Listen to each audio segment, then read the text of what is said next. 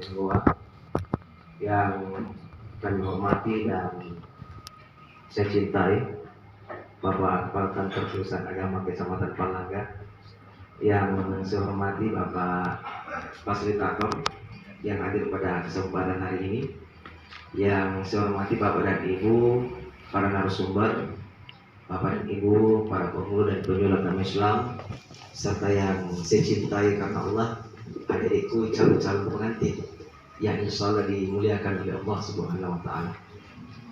Puji syukur kita panjatkan kehadirat Allah Subhanahu wa Ta'ala karena pada hari ini kita diberikan kesempatan, kesehatan sehingga kita bisa hadir di tempat yang berbahagia ini dalam rangka kita melaksanakan kegiatan bimbingan perkawinan bagi calon pengantin angkatan ke-7 wilayah kerja Kantor Pusat Agama Kecamatan Palangga.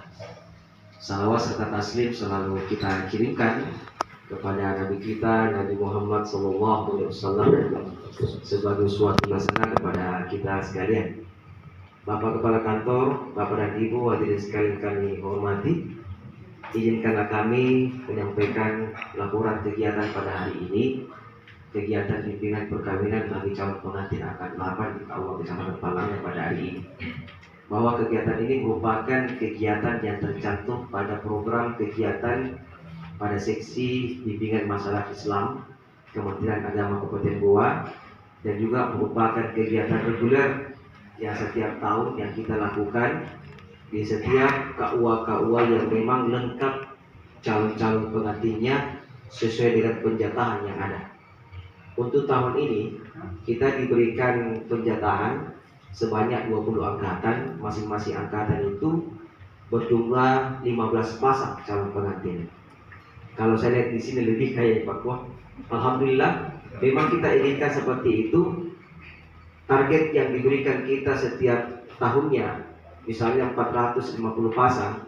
Tapi kalau bisa kita lebih daripada target itu, alhamdulillah kita diberikan apresiasi yang positif oleh KSB karena kegiatan bimbingan bagi calon pengantin ini langsung di bawah pengawasan daripada Kantor Staf Kepresidenan Republik Indonesia, sehingga kami setiap selesai melakukan kegiatan bimbingan perkawinan ini langsung kami melaporkan kepada staf KSP yang ada di pusat. Iya, ada beberapa kabupaten kota memang juga belum melaporkan, sehingga alhamdulillah kita di Kabupaten Goa, khususnya di Kementerian Agama Kabupaten Goa, kita yang paling pertama melaporkan kegiatan dan juga kita yang paling banyak sudah melakukan kegiatan bimbingan perkawinan untuk tahun ini di antara kabupaten kota lain yang ada di Sulawesi Selatan. Yang ketiga yang kami sampaikan kepada kita sekalian bahwa tujuan daripada kegiatan ini yang pertama membekali kepada adik-adik calon pengantin agar kiranya memiliki yang namanya pengetahuan, wawasan, serta afirmasi terkait bagaimana membentuk keluarga sakinah. Yang kedua yaitu bagaimana adik-adik mengetahui untuk mengelola konflik keluarga pada saat kita sudah menjadi pasangan suami istri. Karena tentu kan banyak konflik yang akan terjadi bila mana kita sudah mengarungi rumah tangga kita masing-masing. Sehingga pada hari ini kita hadirkan fasilitator yang berasal daripada Kantor Kementerian Agama Kabupaten Goa, berasal daripada penghulu dan penyuluh yang sudah terbintik. Kedua juga kita hadirkan narasumber dari luar, yaitu dari Dinas Kesehatan melalui Puskesmas dan juga Dinas BKKBN melalui UPT BKB-nya yang ada di wilayah kerja KUA Kecamatan Palangga. Ya, kegiatan ini berlangsung selama 1 hari. Mohon kiranya adik-adikku sekalian sebagai calon pengantin bisa mengikuti sampai tuntas. Sebenarnya adik-adik sekalian, saya juga mau ikut seperti kita. Ya, mau kembali seperti kita. Kalau saya hadir di kegiatan bimbing, ibaratnya itu saya mau seperti ini. Iya, tapi cukuplah cuma 1 saja. Ya, cukup juga adik-adikku sekalian tanamkan dalam hati kita dan juga dalam kalbu kita agar kiranya cukup 1 saja di hati tadi. Iya, khusus kepada ini laki-lakinya. Mata boleh melihat kiri kanannya, mata boleh melihat ke belakang, tapi cukup 1 saja di hati tadi. Seperti itu. Mungkin ini yang saya bisa sampaikan kepada kita sekalian, dan mohon kiranya kepada Bapak Kepala Kantor untuk dapat memberikan sambutan dan juga petunjuk kepada kita sekalian, dan juga sekaligus membuka secara resmi kegiatan kita pada hari ini. Sekian dan terima kasih. Billahi taufiq wal hidayah. Wassalamualaikum warahmatullahi wabarakatuh. Demikianlah tadi laporan dari pelaksana panitia bimbingan perkawinan, dalam hal ini Seksi Bimas Islam Kementerian Agama Kabupaten Goa. Dan kepada Bapak diucapkan banyak terima kasih. Kecamatan Palangga, kepada Bapak disilakan dengan hormat.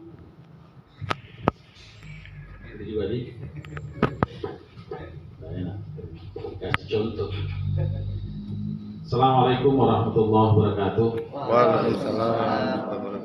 Alhamdulillah wa syukurillah. Salatu wassalamu ala rasulillah wa ala alihi wa sahbihi wa mawala wa ba'd. Saya hormati Kepala Seksi Bimas Islam Kantor Kementerian Agama Kabupaten Goa serta seluruh jajaran. Saya hormati Kepala KUA Kecamatan Palangga. Saya hormati fasilitator, kebetulan beliau juga Kepala KUA Kecamatan Tinggi Moncong. Jauh kita datang ke sini untuk membagi ilmunya ke kita, jadi didengarkan baik-baik. Kemudian para penyuluh, penghulu Kecamatan Palangga, saya hormati, serta saudara-saudara sekalian, adik-adik sekalian yang berbahagia hari ini. Semuanya pasti berbahagia. Alhamdulillah, pada hari ini mari kita bersama-sama membuka dulu. Saya lanjut dengan mengajak hadirin membaca Bismillahirrahmanirrahim.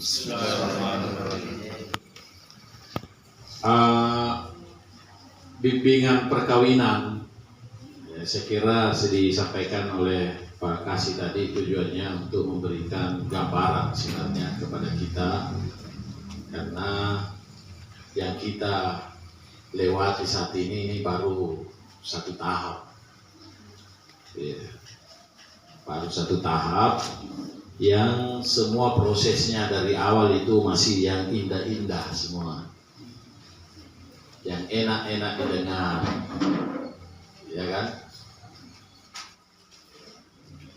Sehingga untuk memasuki pintu namanya perkawinan itu memang perlu kesiapan yang inti sebenarnya adalah kesiapan mental. Kalau persoalan kesiapan materi apa semua itu bisa dicari, gampang dicari, tetapi kesiapan mental ini butuh proses. Adik-adik sekalian, saya kira dari segi usia kita semua sudah masuki usia dewasa. Kalau dulu saya 23 tahun yang lalu belum ada bimbing seperti ini. Belum ada bimbingan. Dia hanya mencari-cari sendiri, tanya-tanya kepada orang yang berpengalaman. Di suatu ketika saya tanya orang yang saya kira berpengalaman, tetapi ujung-ujungnya dia sudah 2 istrinya, jadi saya langsung tarik diri karena iya, di 23 tahun yang lalu masih itu Ji. Tetapi dinamikanya itu luar biasa. Semua yang berkeluarga ini itu sudah merasakan dinamika kehidupan berkeluarga. Nah, menurut catatan kasus perceraian yang terjadi, ya, karena saya mulai dari situ karena saya katakan tadi kita sekarang ini pokoknya dalam kondisi bahagia, kondisi senang dan tapi mudah-mudahan kesenangan itu nanti kita nikah sampai seterusnya sampai meninggal tidak ada apa-apa. Tapi itu mustahil. Kasih tahu memang begitu. Jangan begitu bermimpi bahwa itu mulus terus sampai akhir, jangan begitu. Nah, itulah makanya kita harus siap dengan itu. Bagaimana kita tadi bisa mengelola konflik, bagaimana kita bisa mengelola masalah yang ada. Ya, kalau sekarang mungkin jalan kita terangkat, kita tutup. Baik. Hati-hati saya. Tapi nanti kalau sudah itu kasih lihat itu mata kaki, makanya namanya mata kaki. Itu akan begitu. Jadi apa disampaikan memang harus dikasih tahu supaya siap memang bagi, supaya kalau itu ya tahu kita begini cara. Nah, tadi saya ulangi bahwa kasus perceraian itu terjadi satu di permasalahannya perselisihan. Tapi itu perselisihan banyak cabangnya. Cabang yang di bawah. Ekonomi. Ya, sebelum kawin apa karena cinta. Pokoknya sudah saya tidak ada. Pokoknya saya rela menerima kamu apa adanya. Kan indah-indah semua kan.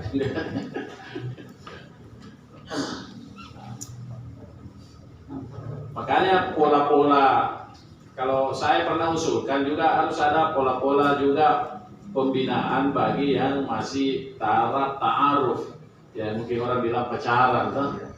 Kenapa?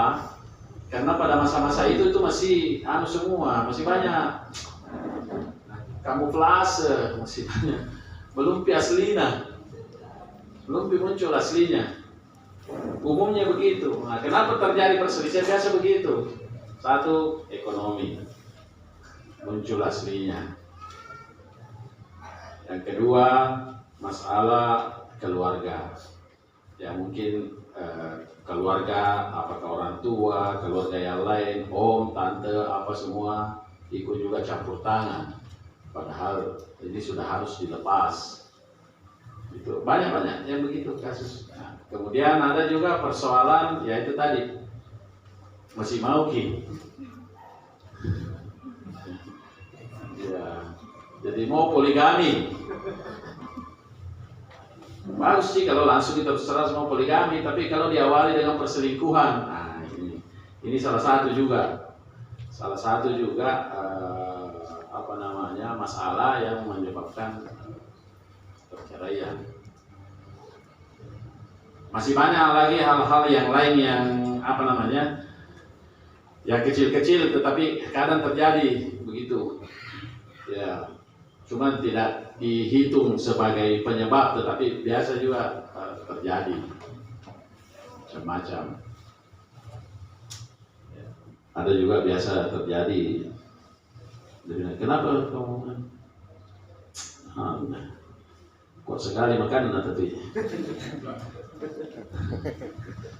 banyak. Itu lucu-lucu kalau saya dulu senang pergi hadiri sidang-sidang di pengadilan karena macam-macam lucu-lucu kita masalahnya. Karena tidak masuk akal tetapi itu yang menjadi pemicu. Nah, makanya adik-adik semua setelah ini ya belajarlah baca-baca itu masalah-masalah yang menyebabkan itu, lalu kita sudah bagaimana mencari solusi. Makanya kenapa nikah usia dini itu dilarang, karena itu tadi belum siap untuk menghadapi persoalan-persoalan hidup. Iya, ada sedikit masalah dia lapor sama orang tuanya. Iya, ketemu juga dengan orang tua yang masih mau, sudah. Tapi memang begitu, orang tua tidak ada yang mau melihat anaknya. Pertama yang banyak kalau yang perempuan, tapi laki-laki juga banyak begitu, dia lapor sama orang tuanya, dimasuk-masukin lah. Jadi kalau nanti sudah mungkin kawin semua, ya usahakan ya biar Tommy kontrak kita, tapi bisa mungkin sama. Ini salah satu juga strategi. Banyak itu biasanya masih tinggal bersama, itu tidak bisa juga kita pungkiri karena namanya saja kita budaya di Sulsel ini, ya itu masih biasanya tetap seperti itu. Boleh, tetapi sedapat mungkin jangan lagi dipengaruhi oleh pihak-pihak lain. Tapi karena juga susah, udah bilang ini mertuanya juga anak perhatikan lagi. Kenapa? Nah jarang keluar itu suamimu, Nah, biasa malam pindah keluar, Nana bilang guru. Waktu mau melamar, aku kerjanya juga guru. Jadi kenapa nama malam pindah keluar, tidak konsen? Oh, ternyata dia guru silat. Malam pindah guru silat. Ya, itulah tadi salah satu. Biasanya itu nanti semua muncul yang sebenarnya itu pada saat ya, karena kadang kita biasa takut ditolak gara-gara itu, takut dijadikan pertimbangan untuk diterima gara-gara yang begitu. Jadi kadang itu kita manusia itu manusiawi, ya, memperlihatkan atau memunculkan yang pokoknya bagus-bagus lah. Ya, makanya tadi itu mungkin nanti bisa diprogramkan juga Pak Kasih, mungkin juga Pak Dua ya. Jadi yang masih pacaran itu kita data, kita kasih bimbingan juga supaya iya, kita pastikan masih enak-enaknya semua di situ. Kemudian untuk perempuan ada satu hal yang perlu kita pegang untuk menghadapi laki-laki. Laki-laki itu suka yang baru, selalu suka yang baru. Terus, ya, saya juga laki-laki. Ini buka-bukaan kisahnya. Ini tadi pagi kasih bilang kalau ada lewat. Nah, tapi bagaimana kita bisa mengolah itu? Jadi naluri Pak, naluri. Mungkin selama ini ada di sini pacaran tapi kalau laki-laki masih ada melihat situ masih ada, tapi karena cintanya sudah tertanam. Ya, perempuan harus siap dengan itu. Nah, bagaimana cara mensiasati itu? Ya, selalu tampil dengan dalam kondisi yang baru. Nah, gimana caranya? Silakan makna itu terjemahkan. Ya. Tanya suaminya pergi bekerja, dia tinggalkan dalam kondisi pakai daster, kembali nanti mesti pakai daster. Itu maksudnya jadi selalu tampil yang baru, harus ada variasi, bikin masakan, bikin kopi, ya apa semuanya. Pokoknya maknailah itu. Tetapi itu naluri saja. Nah, bagaimana caranya kita supaya tidak terseret ke sana? Karena banyak juga kejadian, ya waktu saya di kecamatan juga banyak juga datang karena begitu. Tidak berarti kamu padahal kalau capek-capek mau kami minum kopi tidak ada totol, tidak mengerti tol. Kenapa begitu tidak suruh? Nah, tidak perlu, dia sudah tahu. Cuma malas mentongi. Nah, itulah tadi masukku, laki-laki itu suka yang baru, suasana baru. Jadi kalau tidak diperhatikan baik-baik. Begitu juga adik-adik yang laki-laki ya harus juga pahami itu perempuan. Oh, perempuan juga itu ya suka kita pokoknya bagaimana ya, puji, sanjung. Kalaupun ada yang tidak disenangi, pakai cara yang baik. Itu sudah manusiawi, naluri. Nah, inilah yang perlu semua dibuka. Ya. Jadi nanti saudara-saudara, adik-adik kalau sudah nikah, ya perhatikan begini. Pasti masing-masing si istri perhatikan suaminya. Ada kebiasaan baru ini yang baru saya tahu. Begitu juga, terutama dari segi sikap. Pasti itu nanti akan ditemukan yang aslinya. Makanya harus sudah siap dengan itu. Jadi buktikan tadi kata-katanya, saya siap atau rela menerima kamu apa adanya. Itulah maknanya. Jadi kalau nanti sudah jadi, sudah jalan 2 bulan, 3 bulan, nah itu ya bahasanya masih enak. Nah, biasa mulai berombak itu ya kita kan berlayar ini biasa kalau sudah ada bertambah penumpang. Jadi ibarat kita berlayar, kita berdua dulu, lalu nanti kalau ada anak itu kan bertambah penumpang. Jadi sudah mulai sedikit agak ya berat sedikit karena ada penumpang. Ya. Kalau dulu, kalau itulah mulai di situ dilihat aslinya laki-laki. Maksud saya kalau menangis anakmu, karena juga betul.